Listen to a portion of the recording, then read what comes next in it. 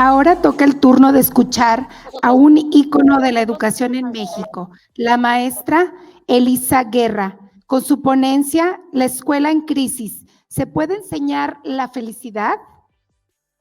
Elisa es maestra en educación por la Universidad de Harvard, nombrada mejor educadora en América Latina por el Banco Interamericano para el Desarrollo. Es integrante de la Comisión Internacional para los Futuros de la Educación, UNESCO, fundadora de la red Escuelas Valle de Filadelfia y autora de más de 25 libros. Fue 2 veces finalista al Global Teacher Prize, considerado el Nobel de la Docencia, y ha presentado más de 350 conferencias en inglés y en español en 24 países.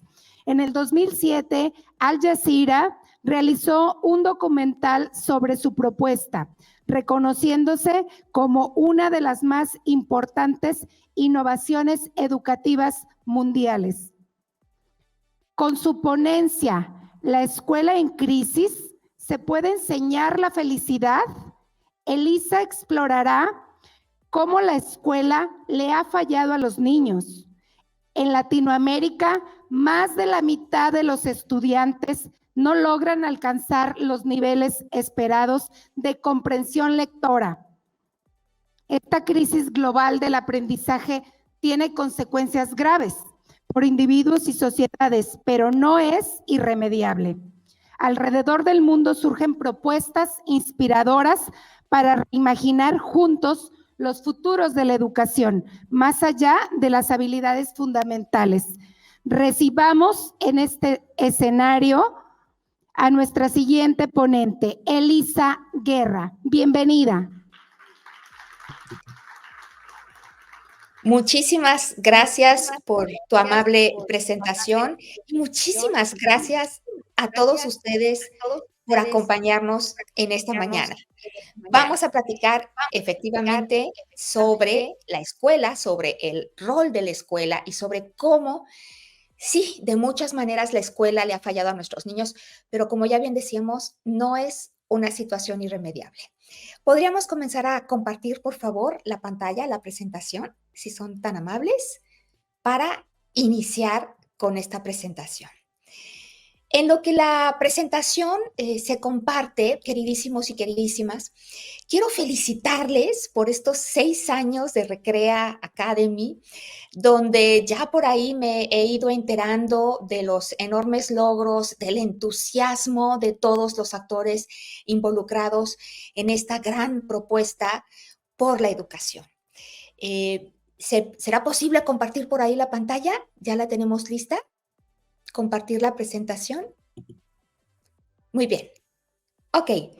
Y si podemos quitar el video, mi video, y si pudiéramos compartir la presentación a pantalla completa para que no se vea demasiado llena la pantalla, sería maravilloso.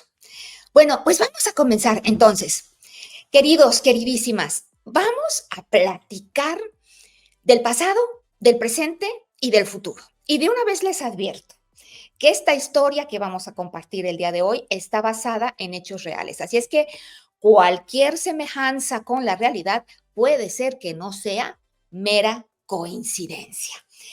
¿Por qué es una historia basada en hechos reales? Porque finalmente vamos a hablar de la escuela. Ustedes el día de hoy están reflexionando sobre estos 6 años de aprendizajes. Yo quisiera invitarlos a que reflexionemos todavía en un plano mucho más amplio, en un marco que abarque desde los inicios de la escuela.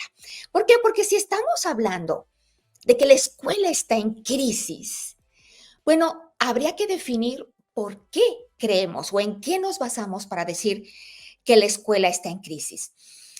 La escuela está en crisis, le ha fallado a nuestros niños, no es solamente la cuestión de los aprendizajes fundamentales, como iremos explorando, pero también, como ustedes habrán visto en el título, vamos a explorar el tema de la felicidad, ¿no? ¿Qué tiene que ver la felicidad con la escuela?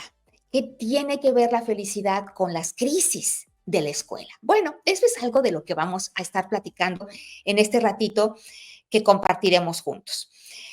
Estamos precisamente en estos momentos haciendo una especie de balance, recordar el pasado, recordar las experiencias que hemos tenido, reinventar el presente, las cosas que estamos haciendo el día de hoy, cómo podemos refrescarlas y recrear el futuro.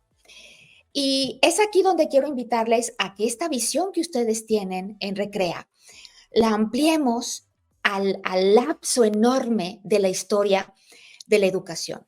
Me encanta esta propuesta de recordar, reinventar y recrear porque se parece mucho a la propuesta que desde UNESCO hacemos con el reporte Reimaginar Juntos Nuestros Futuros, un nuevo contrato social para la educación, del cual también estaremos hablando. Cuando hablamos de que la escuela necesita reinventarse o recrearse, no quiere decir que todo lo que hicimos anteriormente está mal y tenemos que desecharlo y hay que romper la casa por completo y saltar del barco. No, hay muchas cosas de nuestras escuelas y nuestros sistemas educativos que están bien, que estamos haciendo mal. Bien, hay también algunas cosas que estamos pues no haciendo muy bien, que no hemos tenido muy buenos resultados y que deberíamos dejar de hacer.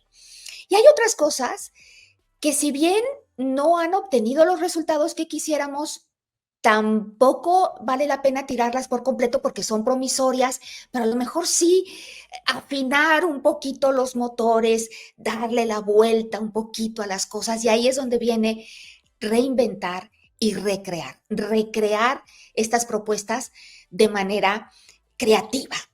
Y bueno, a lo mejor uno podría decir, bueno, pero ¿cómo hacemos eso con nuestras escuelas? Se nos antoja pensar en nuestras escuelas de manera individual, escuela por escuela, pero también nuestro conjunto de escuelas, nuestros sistemas educativos, como, como ambientes muy pesados, ¿no? ¿Cómo cambiar una escuela? ¿Cómo cambiar un sistema educativo de un país o incluso del mundo entero? Se antoja como una labor increíblemente compleja y difícil, como mover un elefante una sola persona, ¿no? No lo mueves, querido, querida, no lo mueves, está muy difícil, es enorme, es increíblemente terco, ¿no? Con la pandemia, yo creo que muchos de ustedes, por lo menos yo, ustedes me dirán, ahí pondrán en los comentarios, ¿cómo se imaginaban que serían las escuelas después de la pandemia? Hubo mucho alboroto, porque por supuesto todos estábamos en una situación completamente nueva que jamás habíamos vivido y pues realmente nos atrevimos a pensar que la escuela iba a dar un vuelco enorme. Y en algunos puntos puede ser que lo haya dado. Todas las escuelas de alguna manera dieron un salto cuántico hacia la tecnología. Pero en otras cosas, queridos, queridas, no sé si ustedes tengan la misma percepción, pero a mí me parece que así como el agua tiene memoria, la escuela también. Y de alguna manera hemos vuelto a retomar, y estoy hablando a nivel mundial en términos generales, por supuesto que hay propuestas muy específicas muy exitosas, ustedes son un ejemplo, Recrea es un ejemplo de ellas, pero en términos generales, la escuela que es tan pesada para moverse y que tiene memoria como el agua va volviendo a su mismo cauce. Volvemos a lo mismo, pero a lo mejor con un poquito más de tecnología. Y volvemos a lo mismo de donde estábamos antes de la pandemia y en cierta manera la escuela a través del tiempo ha cambiado, por supuesto, pero ha cambiado poco. Vamos a dar un pequeño recorrido. Yo sé que ustedes aquí son expertos en educación, en pedagogía, y estas son cosas que seguramente todos conocemos. Pero para entrar un poquito en contexto y poder hablar de la crisis de la escuela y de cómo les ha fallado a los niños y de qué podemos hacer al respecto, lo más importante, vámonos a la primera escuela. Se cree, pudo haber sido, durante este periodo del faraón Mentuhotep II en Egipto, entre 2061 y 2010 antes de Cristo. Pero también podría ser por esas mismas fechas en China durante la dinastía Xia entre el 2070 y el 1600 antes de Cristo. Entonces, bueno, fíjense ustedes cuántos años han pasado desde entonces. Las escuelas, por supuesto, eran diferentes a las escuelas que tenemos el día de hoy, pero había historia de la humanidad antes de la escuela. Yo sé que esto es obvio decirlo, pero a los que nos dedicamos a la educación y que estamos en la escuela, pues prácticamente desde que tenemos uso de memoria, porque entramos a la escuela como estudiantes y el día de hoy continuamos en las escuelas como educadores, como padres, como directivos, como supervisores, como pedagogos, pues sentimos que toda la vida es la escuela y que la vida ha existido por siempre. Pero la escuela, ya decíamos, es un invento social. Nosotros, los seres humanos, inventamos las escuelas porque teníamos necesidad de ellas. Y vamos a ver hoy cómo en muchas cosas la escuela está en crisis y la escuela les ha fallado a nuestros niños. Sí, sí, sí, ya lo hemos dicho. Pero eso no quiere decir que estaríamos mejor sin escuela. Eso no quiere decir que la escuela sea un rotundo fracaso. Es más, si no existieran las escuelas, tendríamos que inventarlas. Realmente necesitamos reinventar y proteger nuestras escuelas. Pero bueno, siguiendo un poquito con la escuela, ya en Grecia y en el Imperio Romano las escuelas empezaron a parecer un poquito más a lo que el día de hoy tenemos. Había un tutor que trabajaba con un grupo de estudiantes. En Grecia, pues la famosa Academia de Sócrates. En el Imperio Romano también empezaba a haber estos pequeños grupos que se reunían alrededor de un maestro, de un tutor, de un pedagogo. Y por cierto, esta palabra pedagogo, que muchos de los que estamos aquí presentes podríamos considerarnos como tales, pedagogos, seguramente ustedes saben lo que significa y el origen de esta palabra. En la antigua Roma, el pedagogo era una persona esclavizada, generalmente un griego, que enseñaba a los niños. Imagínense, el pedagogo era un esclavo que enseñaba a los niños. Yo les dije que esta historia estaba basada en hechos reales, así es que si alguien se siente de pronto esclavizado por la enorme labor pedagógica que significa enseñar, pues yo les dije que cualquier parecido con la realidad a lo mejor no era una coincidencia, ¿no? Claro, por supuesto que el término fue evolucionando y hoy no es un pedagogo, un esclavo que enseñaba a los niños, pero en aquel momento así lo era. En India también existían las escuelas, comenzaron a existir, y las primeras escuelas igualmente eran niños que se reunían alrededor de un gurú, que de hecho se iban a vivir con el gurú, con el maestro. Y la escuela era gratuita, los niños aprendían de este maestro, de este gurú, vivían con él, comían, dormían en la escuela, en la casa del gurú, y se esperaba que los niños trabajaran. O sea, había que hacer un pago con trabajo físico para sostener a la comunidad y al mismo gurú y a ellos mismos. Y bueno, pues así es como ellos de alguna manera pagaban sus estudios. Em, ¿Qué es lo que tenía que hacer la escuela? ¿Qué es lo que desde la antigüedad se ha reconocido como la labor indiscutible de la escuela? Bueno, hoy está muy de moda hablar del saber y del ser, de los conocimientos, pero también de las emociones, de las habilidades, de las aptitudes, de las actitudes, de las acciones. Pero ya desde mucho antes, ya desde Aristóteles incluso, se hablaba de desarrollar no solamente las capacidades intelectuales de las personas, sino también desarrollar su carácter, desarrollar las virtudes, desarrollar otros aspectos más allá de los aspectos intelectuales. A mí me gusta resumirlo de esta manera. Mi percepción es que nuestras escuelas, nuestros sistemas educativos deberían inspirar a nuestros niños y jóvenes para que ellos puedan llegar a ser al mismo tiempo altamente capaces, pero también profundamente humanos, altamente capaces y profundamente humanos. Ahora, volviendo a la historia de la escuela inició como un privilegio, queridos, queridas. La escuela como un beneficio público llegó hasta muchos, pero muchos años más tarde. Por supuesto, había experiencias de todo tipo, pero principalmente, mayoritariamente, podían acceder a la educación varones, no quiere decir que no hubiera niñas, pero principalmente eran varones, y mayoritariamente eran aquellos que eran hijos de familias pudientes, ¿no? Había algunas instancias de educación para los pobres, para las comunidades vulnerables, pero pues eran escasas. Realmente quienes podían acceder a la educación casi invariablemente eran los varones y que tenían recursos. Ahora, adelantemos, chun, chun, chun, chun, chun, vámonos rapidito y llegamos hasta Comenio. Fíjense el salto tan grande que dimos, ¿no? Comenio, que vivió entre 1562 y 1670, nos propone por primera vez una idea que todavía el día de hoy se sigue escuchando, ¿no? Enseñar todo a todos. O sea, fíjense cómo de momento ampliamos la labor de la educación, sí, la parte intelectual, la parte de las virtudes, pero en la parte intelectual y en la parte de conocimientos, todos los conocimientos y todas las virtudes, hacer a la persona redonda y completa. Y a todas las personas, ¿no? Realmente proponente de la educación universal. Lo conocemos como el padre de la didáctica, que empezó a hablar de cómo es mejor aprender, cómo debería de ser el aprendizaje divertido, cosas que todavía el día de hoy escuchamos. Y bueno, aunque ya existían los libros de texto, Comenio les dio con esta idea de la didáctica, les dio, digamos que una mejoradita sustancial. A ver, aquí les pongo un ejemplo. Este que ustedes ven en pantalla es un libro de texto, la página de un libro de texto, un libro para aprender a leer. Este es un libro de texto de aproximadamente 1576, durante el Renacimiento en el Imperio Romano, en Italia.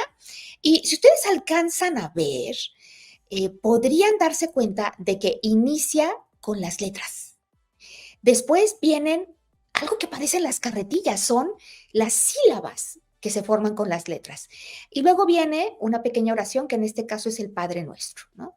Y bueno, está muy decorada esta página, pero no es muy atractiva para un niño, quizá, ¿no?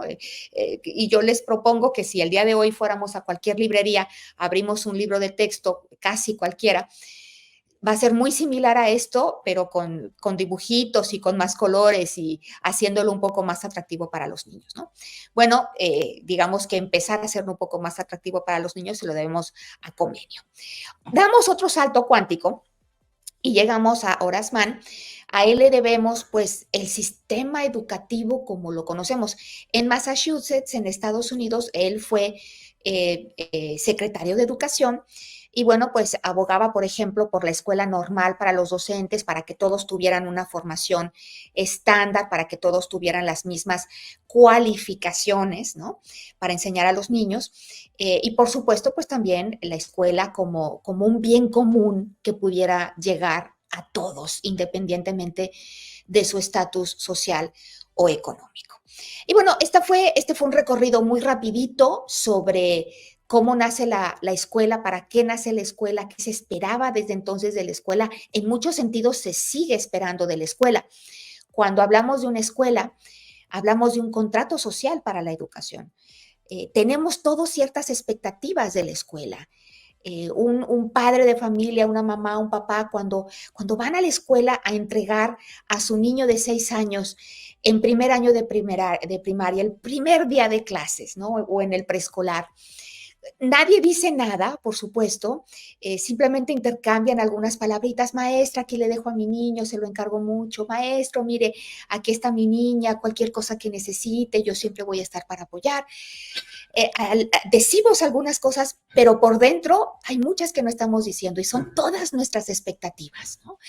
Yo me imagino a alguno de estos docentes recibiendo al niño y alguno de estos padres entregando a los niños diciendo: a ver, maestro, por dentro, sin decirlo realmente, aquí le vengo a traer a mi niño y más le vale que me lo eduque bien y más le vale que me lo trate bien y no sea muy duro con él, pero al mismo tiempo sea firme.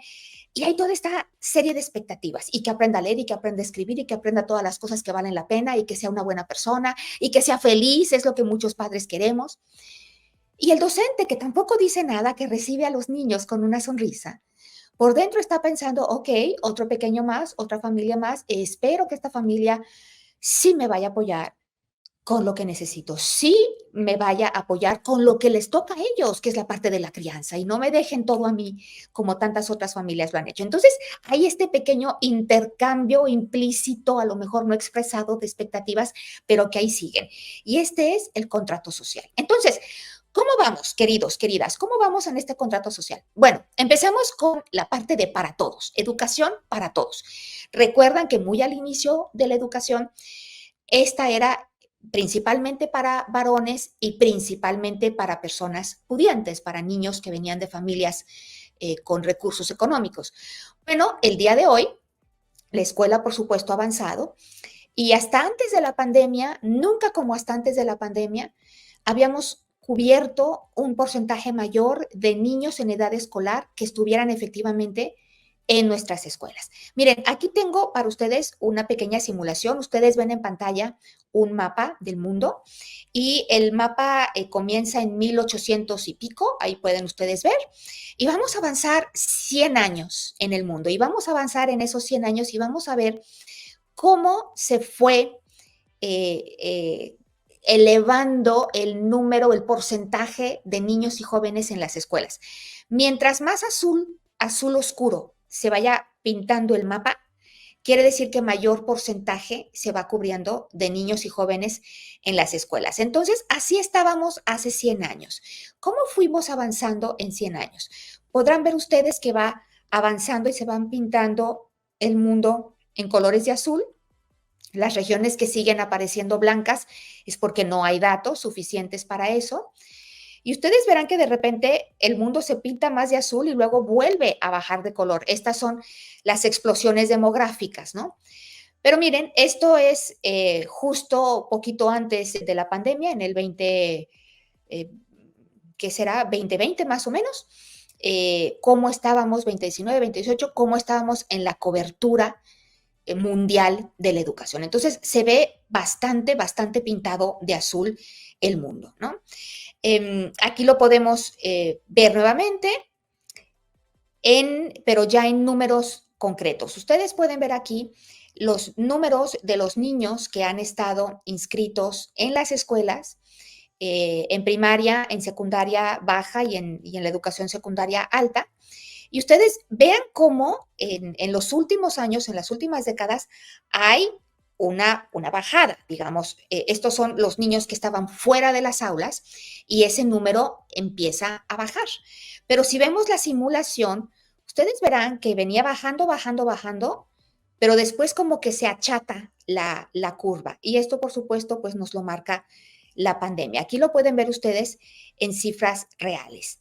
Ahora, sí, hemos incrementado el número de niños que están en nuestras escuelas y al mismo tiempo, por supuesto, la contraparte es bajar el número de niños y jóvenes que no están todavía en la escuela.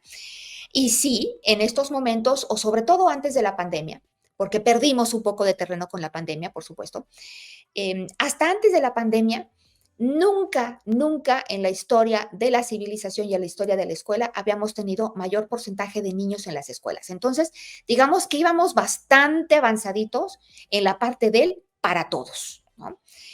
Sin embargo, si ponemos en contexto, tenemos todavía 250 millones de niños, 244 millones al 2023 de niños fuera de las escuelas.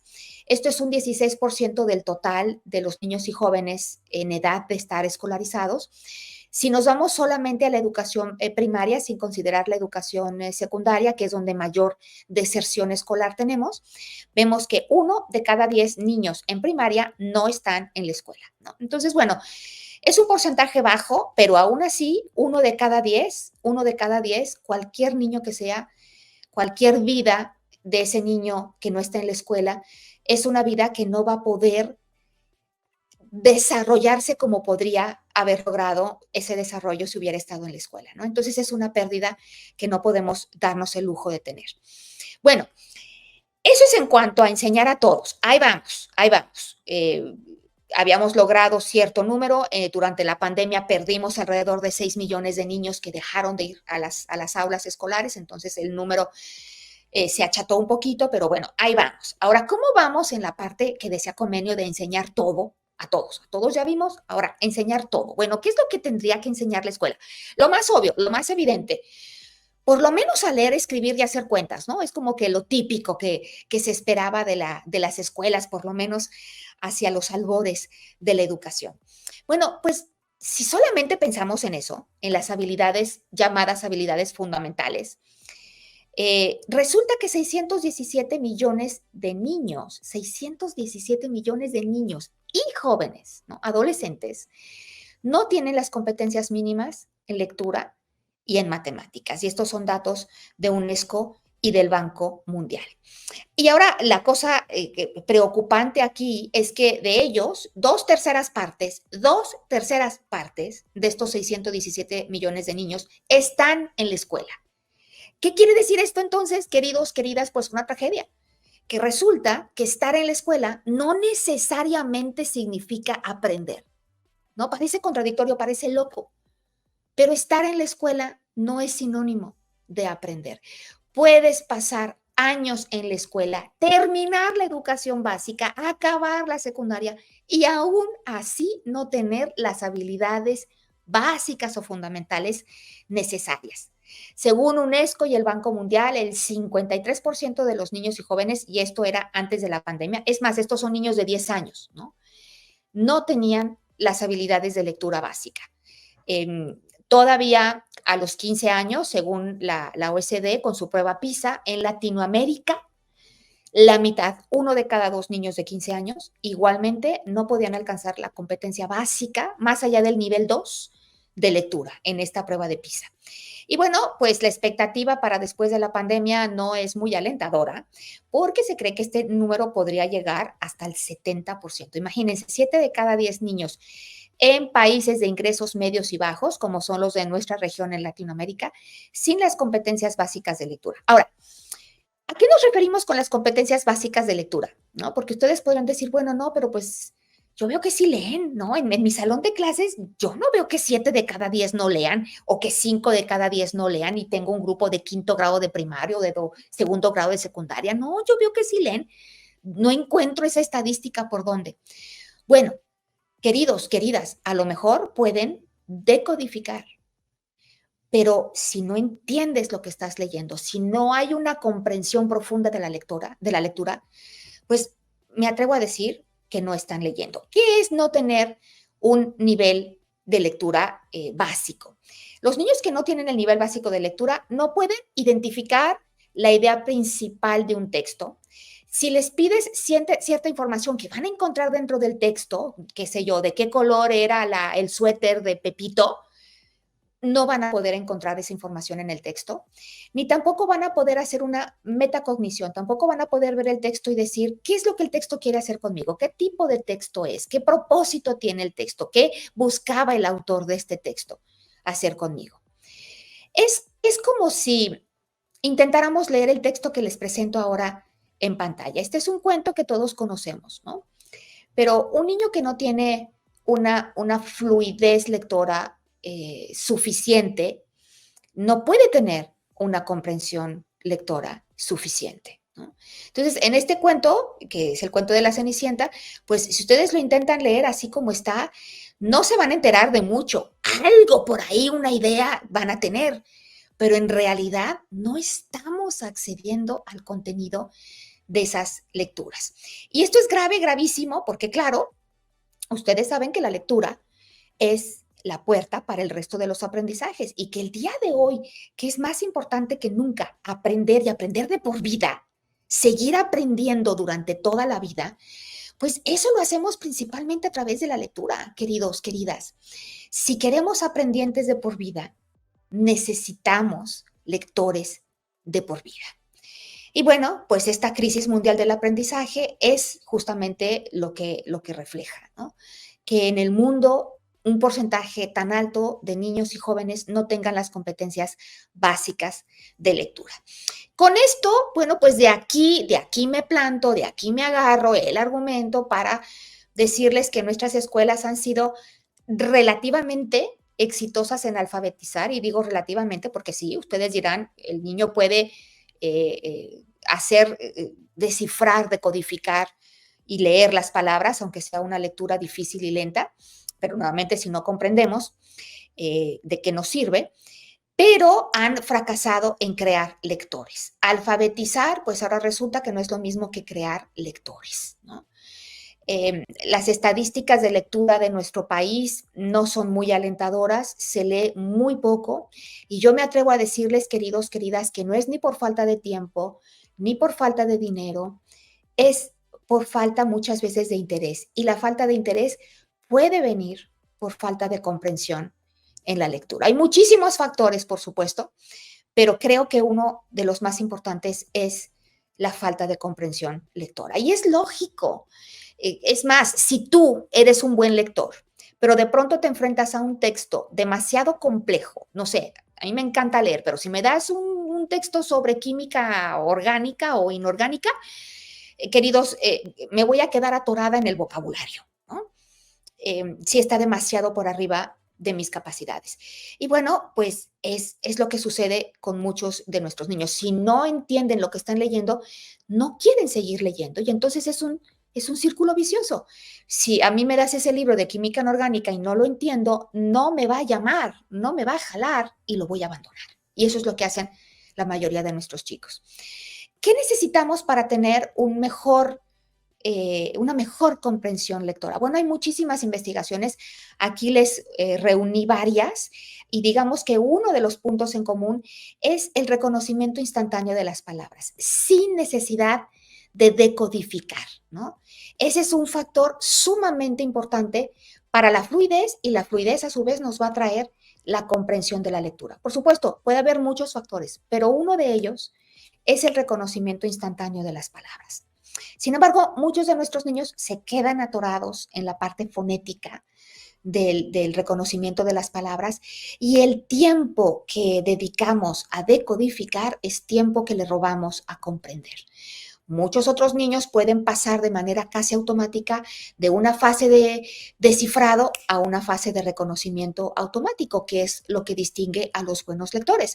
Pero una propuesta sería, ¿por qué no desde edades muy tempranas, cuando el cerebro del niño está plástico y es especialmente receptivo a los estímulos sensoriales, ¿por qué no comenzar desde antes del preescolar incluso o en el primer año de preescolar a presentarle a nuestros niños palabras completas, palabras significativas para ellos que ellos conozcan y que aprendan a ir reconociendo por golpe de vista a través de juegos, de manera muy ágil, con mucho entusiasmo?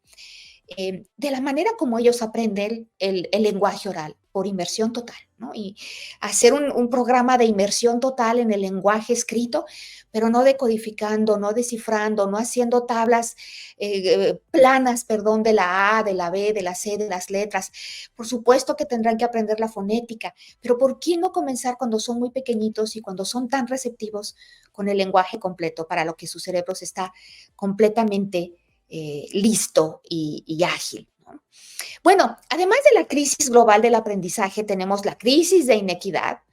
Todavía el día de hoy, aunque ya tenemos educación pública, aunque ya lo llegamos a muchos más niños, todavía la calidad de nuestras escuelas sigue siendo una en algunos lugares y otra muy diferente en otros lugares. Y generalmente quienes están atorados y atrapados con la educación de mala calidad muchas veces son los niños que más apoyo necesitan, comunidades lejanas, comunidades vulnerables, caray, el mundo al revés, ¿no?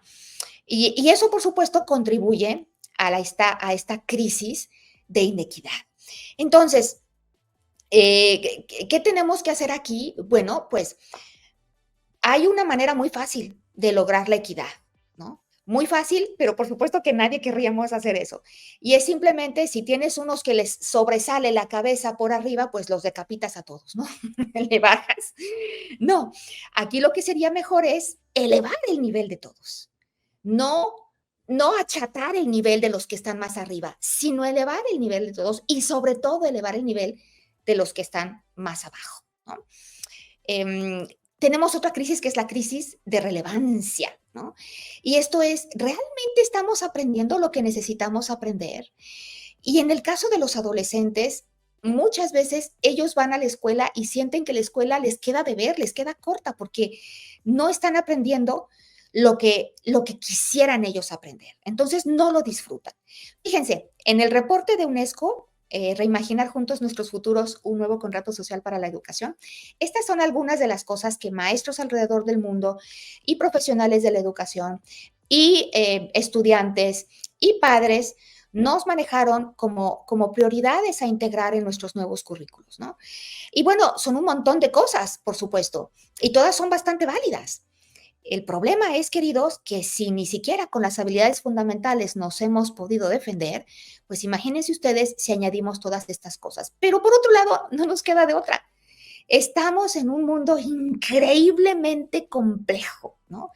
Con interdependencia entre países, con los enormes retos de la tecnología, con la explosión demográfica, con las crisis migratorias, con un planeta vulnerable, con la crisis del cambio climático, con las crisis de las democracias, con el incremento de las guerras. No nos queda de otra más que, pues, tomar con mayor ímpetu estas palabras de Comenio, todo, enseñar todo y para todos. Y creo que una manera de hacerlo sería considerando la educación para el carácter, ¿no? Volvemos a Aristóteles y son ideas que van y vuelven, van y vienen a lo largo de la historia. Miren lo que nos decía Martin Luther King Jr. Debemos recordar que la inteligencia no es suficiente. Inteligencia más carácter. Esa es la meta de la verdadera educación. Y eso es algo de lo mucho que hablamos en este reporte, que ya se los he comentado y que, por cierto, ustedes lo pueden descargar de manera completamente gratuita, el reporte de la Comisión Internacional para los Futuros de la Educación de UNESCO.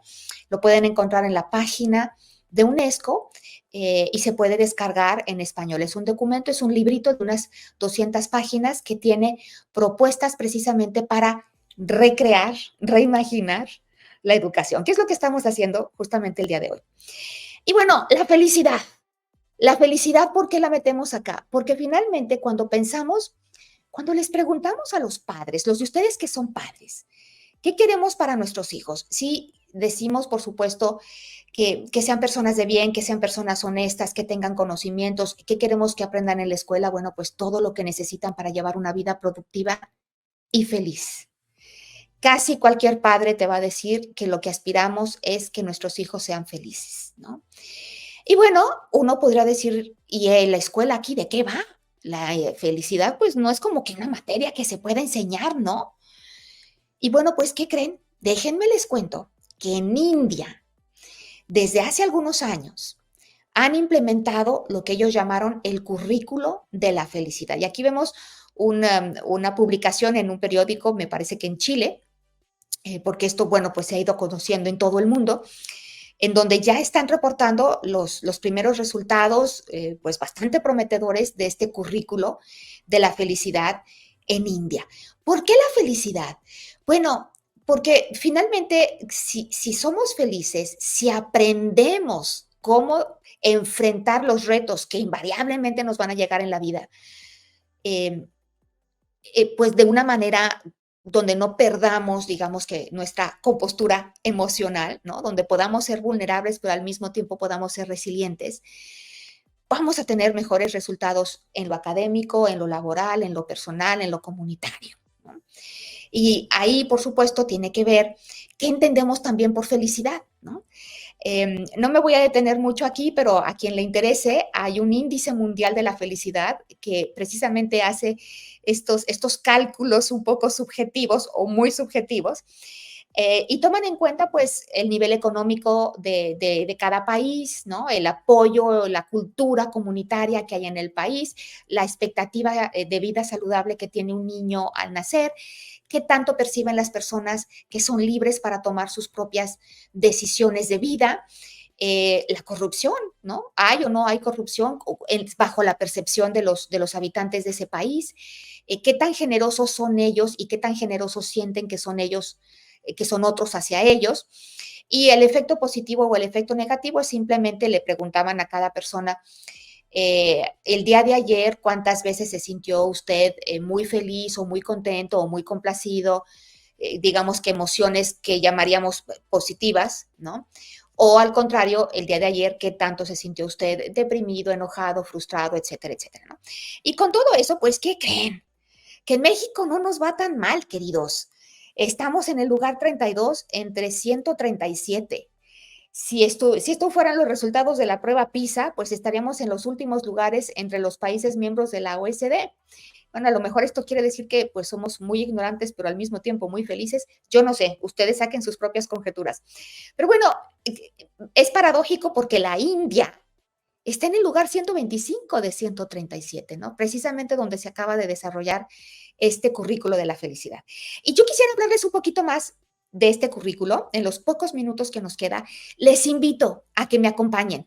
Fíjense que tuve la oportunidad de visitar una escuela en India, una escuela de excelencia, y aprender de primera mano sobre este currículo. Y quisiera platicarles un poquito de qué se trata. ¿Me acompañan? Vamos a lanzarnos a la aventura. Aquí pueden ver ustedes que vamos camino a la escuela.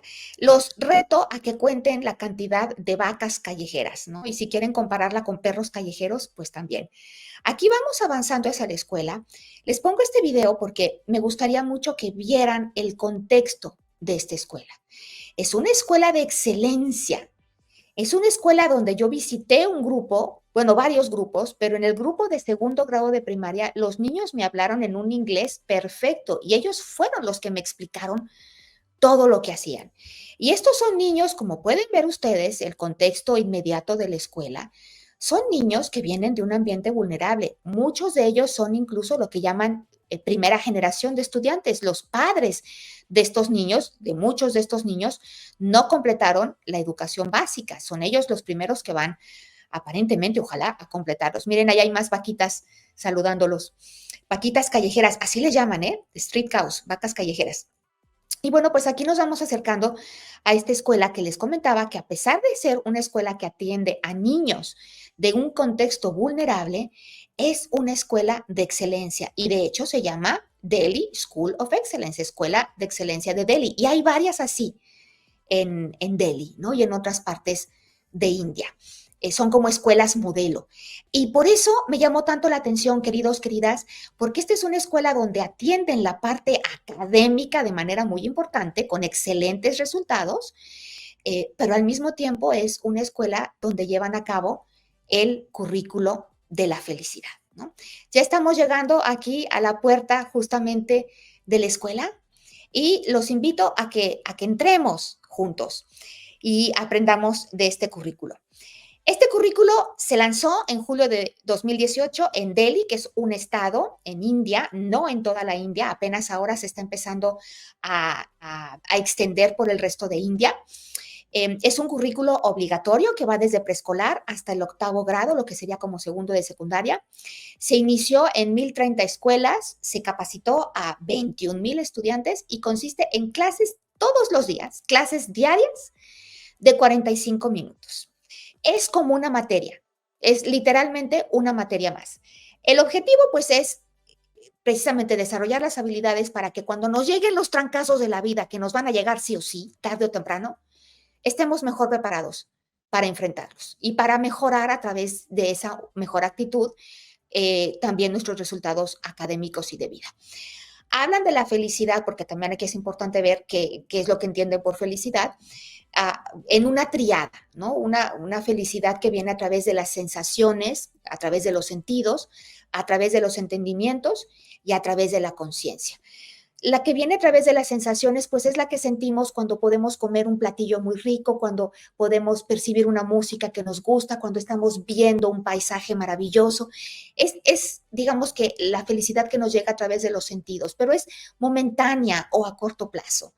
La felicidad profunda o a largo plazo es la que nos llega a partir de los sentimientos y de las relaciones que tenemos con los demás, cuando tenemos armonía en esas relaciones. Pero la felicidad sostenible va todavía más allá y tiene que ver con el aprendizaje. Ahí es donde enganchamos con la escuela, queridos, porque si somos más felices podemos aprender mejor. Y al mismo tiempo, cuando aprendemos más, estamos ganando en felicidad igualmente, ¿no? Entonces, ¿cómo son estas clases de la felicidad? Empiezan siempre con 5 minutos de conciencia plena, luego 35 minutos de contenido y vuelven a cerrar con 5 minutos de mindfulness o conciencia plena. Y los contenidos todos los días, van variando. El lunes se dedican a hablar exclusivamente de lo que es conciencia plena, además de los ejercicios.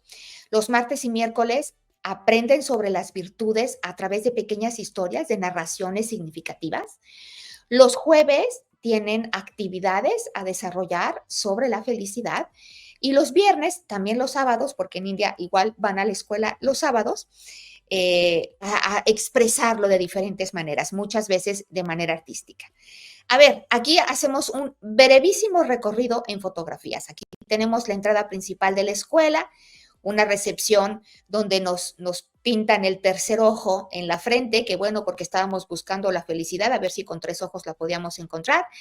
Aquí trabajando con el equipo docente y aquí con los chiquitos, que ellos eran quienes nos explicaban cómo eran sus actividades de la felicidad. Aquí tenemos el friso donde ellos colocaban las evidencias. Como les platiqué, se inician todas las clases con 5 minutos de mindfulness, de conciencia plena. Aprendimos también, por supuesto, acerca de la cultura, las expectativas de los docentes en India. Y bueno, pues cerramos un día maravilloso y muy productivo hablando de cómo podemos ser mejores nosotros a través de ser también más felices. Entonces, queridos, queridas, ya para ir cerrando, este es, digamos que, una pequeña probadita a cosas que están sucediendo en el mundo, precisamente encaminándonos a recrear, a reimaginar y a recrear la educación. Sí, es cierto, la escuela les ha fallado a nuestros niños de muchas, incontables maneras. Pero yo creo que también en toda justicia tendríamos que reconocer que la sociedad le ha fallado a la escuela, porque la hemos dejado sola, queridos.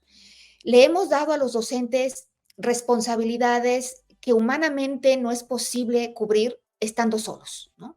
Solamente en comunidad. Y entre las cosas que yo creo que necesitamos reimaginar o reaprender, recuerdan que al principio hablábamos de que teníamos que hacernos 3 preguntas. ¿Cuáles de las cosas que hacemos deberíamos de seguir haciendo porque son exitosas? ¿Cuáles deberíamos dejar de hacer por completo y ni llorarles, ¿no? ¿Y cuáles deberíamos de reimaginar de manera creativa? Estas 3 preguntas que nos propone el reporte de los futuros de la educación de UNESCO. Bueno, yo creo que entre las cosas que necesitamos reimaginar, ya lo vimos el por qué, es necesariamente reimaginar la enseñanza de la lectura. Pero al mismo tiempo necesitamos proteger y transformar la escuela, proteger y recrear la escuela. Sí, hay muchas iniciativas exitosas, como la iniciativa del estado de Delhi en India, que ya se está extendiendo a otros estados y a otros países, como Recrea en el estado de Jalisco, que ojalá se siga extendiendo y multiplicando. Y también tú, desde tu trinchera y desde donde estás, tú puedes comenzar a innovar, a aplicar pequeños cambios, a ver cómo resultan, a ir socializándolos, porque los cambios realmente duraderos van a venir de abajo y se van a ir elevando, elevando hacia arriba. En lugar de que sea un efecto cascada que vienen de los ministerios de educación y que van cayendo, caen muy localizados dentro de un río y se extienden en cuanto apenas ya con menor fuerza. Imagínense que los cambios sean más bien desde abajo, desde el agua que se evapora de los ríos, de los mares, de la tierra, que va subiendo cuando tiene éxito, que llega a las nubes, los ministerios, las secretarías de educación, que ahí se condensa y que luego vuelve a caer para mojarnos a todos, pero como lluvia, lluvia parejita, ¿no? Enseñar de todo a todos, como decía Comenio. Entonces, sí, la escuela, queridos, queridísimos, es un invento social. Y si ya la creamos una vez, podemos crearla de nuevo.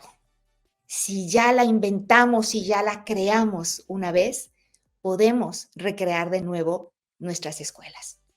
Cerramos entonces recordándoles, porque ustedes ya lo saben, que todos los niños, los jóvenes, los adolescentes, todos ellos llevan dentro de sí la semilla de la genialidad.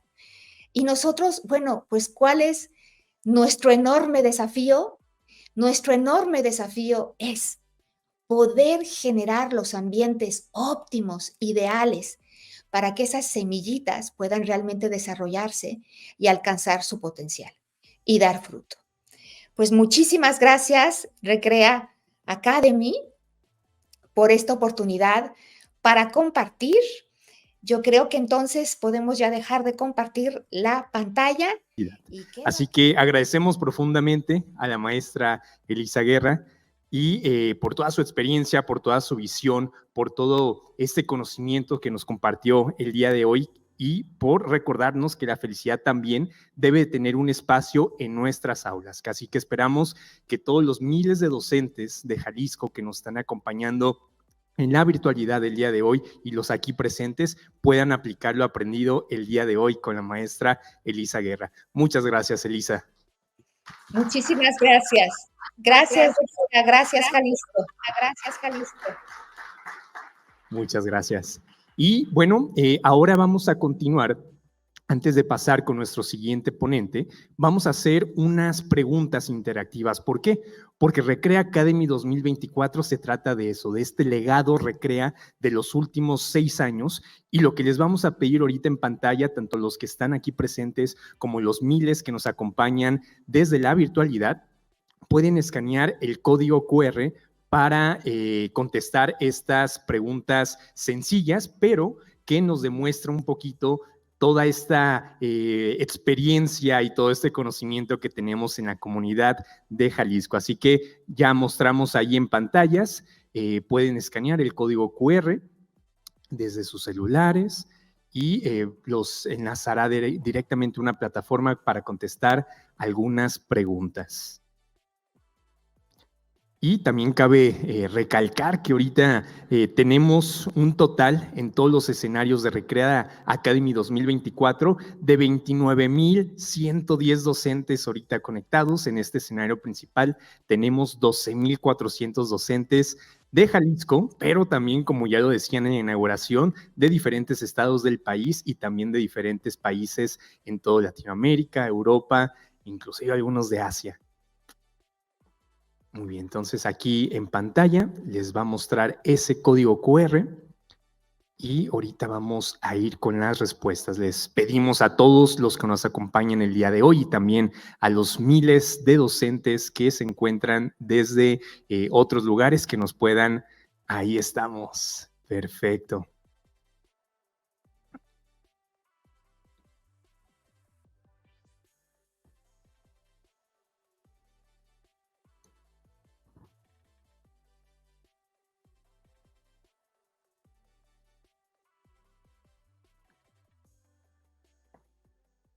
Sí, la primera pregunta ¿es responsabilidad de la escuela enseñar la felicidad?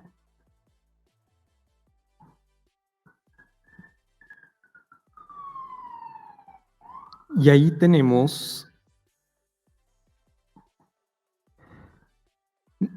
957 que dicen que sí es responsabilidad de la escuela el enseñar la felicidad. Sí, entonces continuamos con la siguiente pregunta.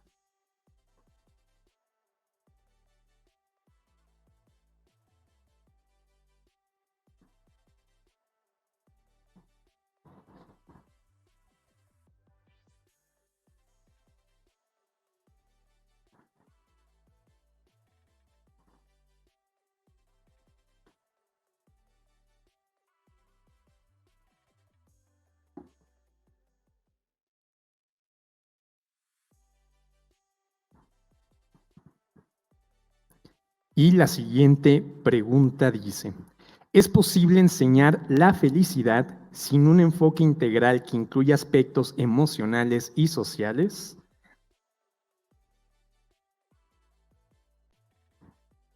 Y ahí todavía tenemos los resultados y vamos leyéndolos. Tenemos 1,113 que dicen que no, que efectivamente, pues precisamente lo que aprendimos el día de hoy con la maestra Elisa Guerra es esto, ¿no? Que hay que tener en cuenta todos los aspectos, incluyendo emocionales y sociales.